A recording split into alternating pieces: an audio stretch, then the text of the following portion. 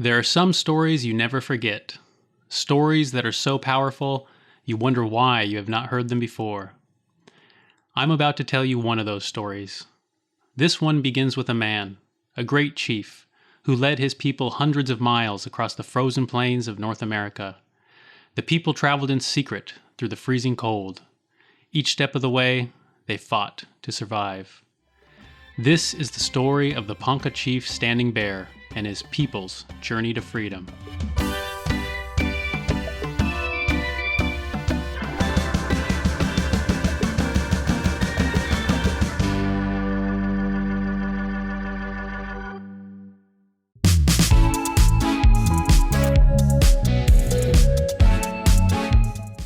Hi, young historians. Welcome to another episode of Anytime Now. I'm Brooke, co-founder of Honest History. Today, we're exploring a very important story. It's a story that is shared by thousands of people in North American history, but isn't told nearly enough. It involves a painstaking journey across the continent and the heartbreak that comes from being forced to move from your home. But it's also a story of unmatched resilience and courage. It's a story of brotherhood and sisterhood in the face of overwhelming hardship. And in some ways, it's a story of redemption. Think about your home now. What does it mean to you? Imagine how difficult it would be if someone told you to move somewhere you had never been. What if you could never return and you didn't like your new home? That's exactly what the people in today's story experienced. But in the face of adversity, they decided to stand up for themselves and fight back. They knew what happened was wrong, and without using violence, they fought back. It wasn't an easy thing to do. Most people were against their efforts and didn't care what had happened. But through sheer will and determination, they kept fighting. As you listen to this story, think about how much effort it took to fight back, even though it may have been easier to just give up. Would you have the courage to stand up against people taking your home away? Ask yourself why this happened, and do your own reading and research to learn more about it after you're done listening. But for now, let's learn about Standing Bear's story.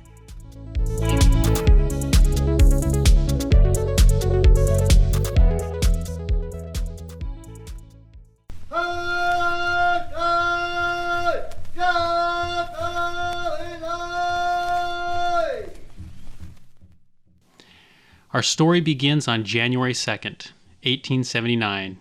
Standing Bear and 29 other Ponca were gathering up their belongings. For months, they had been saving food and money for their journey. The men, women, and children quietly loaded 4 old wagons near the river. They did not want Agent Whiteman to see or hear them. Agent Whiteman worked for the U.S. government. If the Ponca wanted to leave, they had to ask his permission. That day, they were not asking for his permission. The snow was coming down so fast it was hard to see.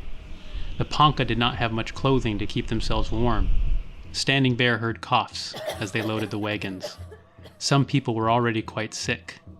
It was going to be a difficult journey. That afternoon, when everything was loaded, the Ponca took their first steps north. They were heading home. Home was in the ancient river valley between what would become Nebraska and South Dakota. Buffalo roamed in the tall prairie grass. Beavers built their homes from sticks and bark in the running waters. Bald eagles soared in the open sky. In the distance, the hills, almost the size of mountains, shot up towards the clouds. The Ponca had lived in that valley, building their villages and raising their children. They grew maize, vegetables, and fruit trees. Their ancestors were buried on that land. The grass, rivers, and hills were filled with the Great Spirit, Wakanda. When the white men came, there were not many Ponca left. They had suffered many attacks from the neighboring peoples, the Lakota Sioux. The deadly disease smallpox took many more lives.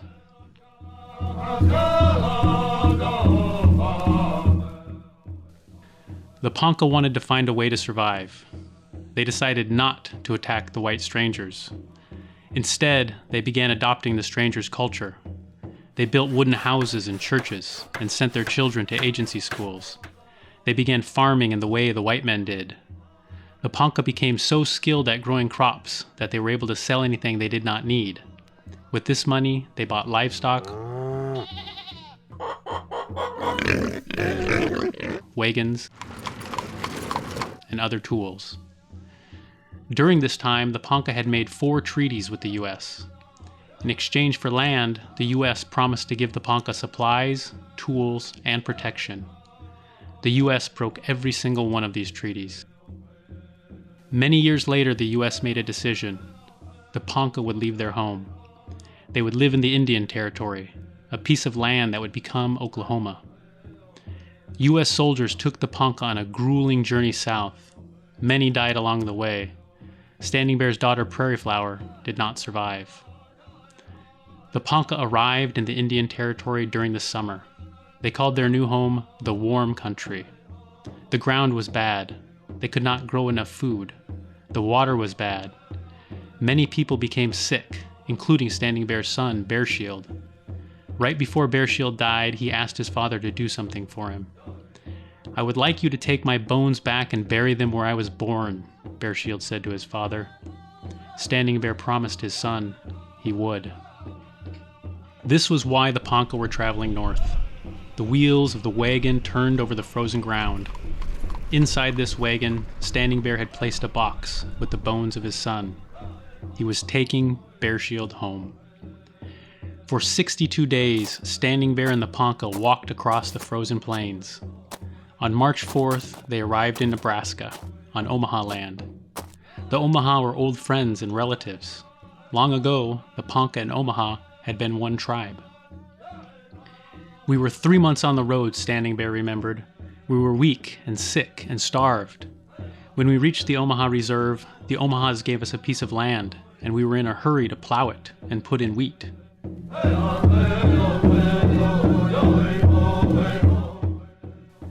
The agent on the Omaha land welcomed the Ponca. But nearly as soon as they arrived, the agent sent word to the U.S. government. The Ponca had left the reservation without permission. It was only a matter of time before soldiers showed up to arrest them. General Crook sat at his desk. He was looking at a message from the War Department. The message read, 30 Ponca Indians have left their agency in the Indian Territory without permission. I respectfully request that the nearest military commander be instructed to detail a sufficient guard to return these Poncas to the agency where they belong. The news about the Ponca had reached Crook. He knew that they were on Omaha land. As the nearest commander, it was his duty to act. He immediately sent soldiers to Nebraska to find and arrest the Ponca. But it did not feel right. At 1 a.m, Crook made his way to the office of the local newspaper.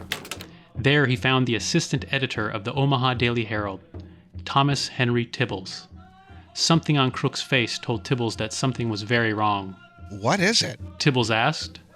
"During 25 or 30 years that I've been on the plains in government service," Crook began to say, "I have been forced many times by order from Washington to do most inhuman things in dealing with the Indians. But now I'm ordered to do a more cruel thing than ever before." Crook told Tibbles that the Ponca had been removed from their land, that they had lost their homes, farms, tools, that many of them had died on that journey south to the Indian Territory. "You have a great daily newspaper here which you can use," Crook said. "I ask you to go into this fight against those who are robbing these helpless people." Tibbles hesitated for a moment. "You're asking a great deal of me," Tibbles exclaimed. "I know I am," Crook replied. Crook had served in many campaigns fighting the Native American tribes. For many years, he saw these people as his enemy. But recently, Crook saw how the government treated the indigenous people. Treaties were broken, and women and children were killed. "I promise that if you take up this work, I will stand by you," Crook told Tibbles. The light from the sun was beginning to peek over the horizon. It was nearly morning. Tibbles said goodbye to General Crook and slept for a few hours. Later that day, Tibbles traveled 4 miles to Fort Omaha, where Standing Bear and the Ponca were being held. An Omaha man named Charles Morgan joined Tibbles. Morgan spoke English fluently. With Morgan's help, Tibbles spoke with Standing Bear, the chief's wife, and several other Ponca for 3 hours. The next day, 8 Ponca met with General Crook to talk. Standing Bear entered the room in full regalia. A blanket decorated with beadwork draped over his shoulder. Around his neck, he wore a necklace made of grizzly bear claws. Standing Bear began to speak. "The first thing we know, my brothers, somebody came there to our reservation, took us by the arm, made us stand up, and took us to another reservation, a bad place." The Ponca men explained to Crook how they had lost their homes, stables, crops, horses, and cattle. They explained how 157 of their people died on the bad land. They had asked many times to return home. General Crook nodded. He said that this is what he heard as well. Their account was true.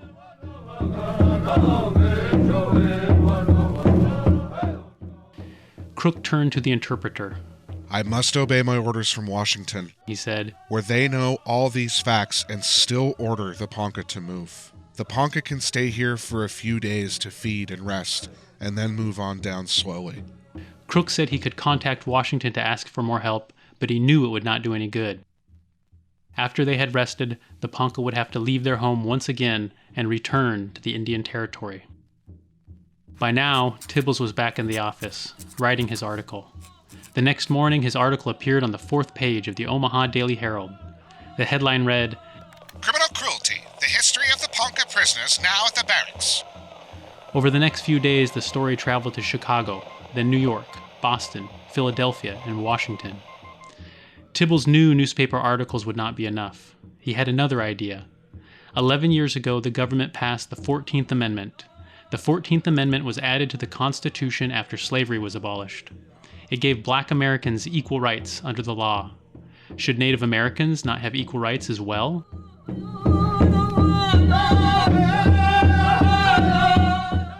How could the government make the Ponca live somewhere they did not want to live?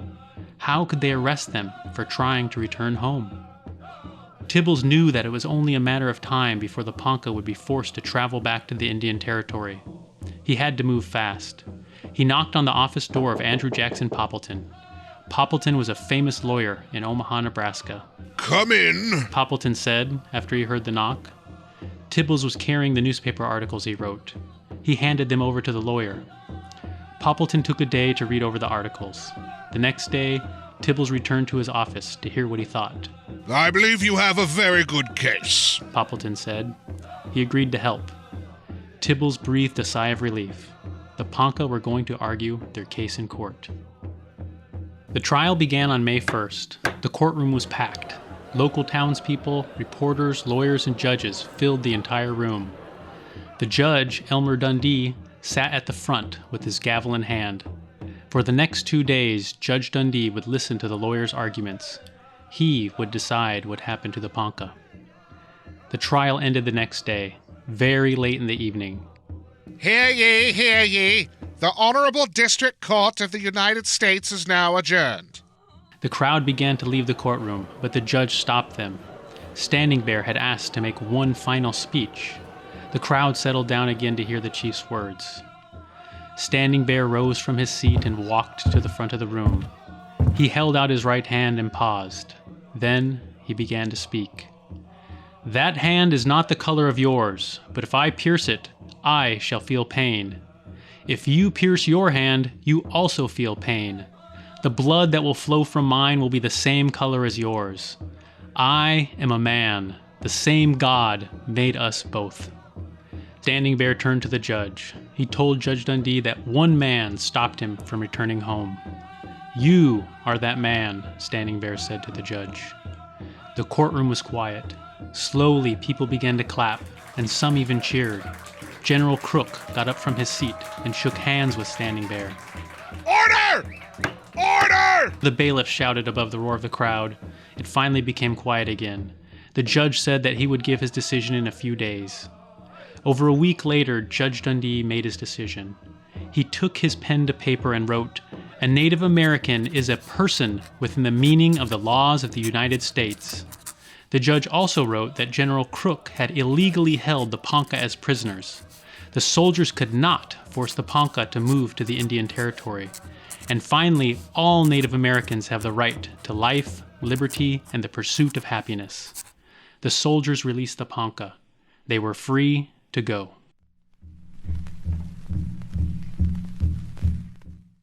A few days later, Standing Bear packed up his wagon and headed north with his family.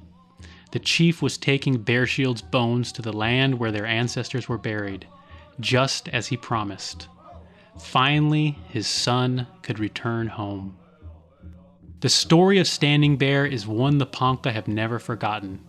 For over a century, it has been passed down from generation to generation. Today, a statue of Standing Bear stands in the Nebraska National Guard Museum. The statue's right arm is stretched out, just as Standing Bear's arm had been on that day in the courtroom. He had fought not only for his people, but for all Native Americans. For the first time in U.S. history, Native Americans were people under the law.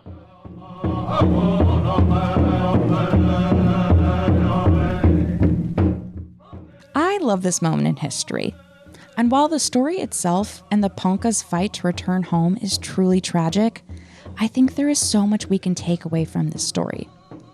The first is that sometimes standing up for what is right means standing up against those in authority over you, even when that authority is wrong. The second, and I think the biggest takeaway we can learn from Standing Bear and the Ponca, is that American history can be ugly. And I mean really ugly. But that doesn't mean we shouldn't learn about it. Knowing all parts of our history, the good and the bad, helps remind us of where we came from, how far we've come, and how much more we can still improve. Standing Bear showed bravery, leadership, and kept to his word, qualities which we should always strive for. He is an amazing example of what it means to be a leader, and I hope this story encourages you to dig deeper into Native American history and find more incredible role models you can aspire to be like. And while that's all we have for now, there is plenty more Native American history available with issue 15 of Honest History magazine, A Native Story. There you can learn about Maria Tallchief, the Code Talkers of World War II, and much, much more. See you all next time. This episode was hosted by Cliff Taylor and written by Heidi Coburn. Production was led by Randall Lawrence. To learn more about this episode, including more about the host, visit us at honesthistorymag.com and follow along for updates on social media at Honest History.